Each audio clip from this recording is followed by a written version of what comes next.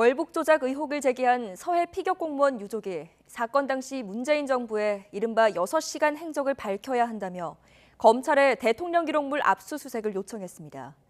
검찰은 유족 의견을 충분히 듣고 있다면서도 수사 확대에는 신중한 모습인데 일단 첫 강제 수사 시점과 규모가 관건이 될 전망입니다.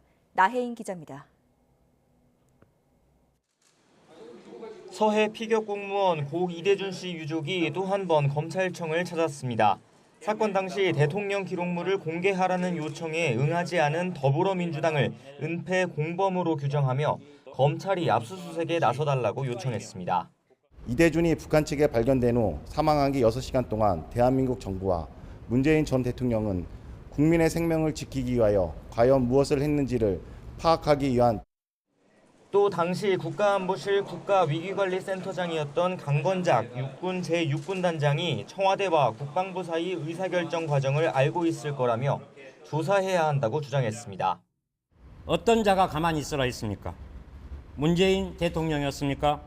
국방부 장관, 안보실장, 사람을 죽여놓고 전부 발뺌하며 우리는 잘못이 없다 합니다. 지난달 해경의 수사 결과 번복 이후 문재인 정부 인사들을 잇따라 고발한 유족은 최근 민주당 의원들의 회유 의혹까지 제기하며 여러 기관의 진상규명을 촉구하고 있습니다.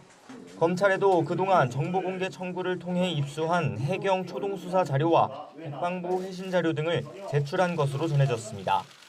검찰 역시 지난달 사건 배당 일주일 만에 유족을 불러 당시 정보 대응을 시간대별로 확인했는데 부장검사를 포함한 수사팀 교체를 앞두고 있었다는 점을 고려하면 속도를 낼 의지는 분명해 보입니다. 다만 검찰 관계자는 무게감이 있는 사건인 건 분명하다면서도 안팎에서 제기돼온 특별수사팀 구성 같은 수사 확대 가능성은 전망일 뿐이라고 말을 아꼈습니다. 하반기 검찰 인사로 구성이 바뀐 수사팀이 사건을 파악할 시간이 필요하다는 건데 일단 인력 충원 같은 문제는 필요한 수사를 진행한 뒤 검토해도 늦지 않다는 뜻으로 풀이됩니다.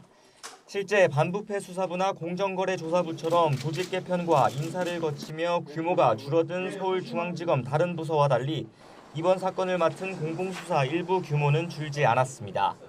특별수사팀 구성 등 수사팀 확대 여부는 이르면 이번 주 압수수색 같은 강제 수사부터 진행한 뒤 결정할 거라는 관측이 나옵니다. YTN 나인입니다.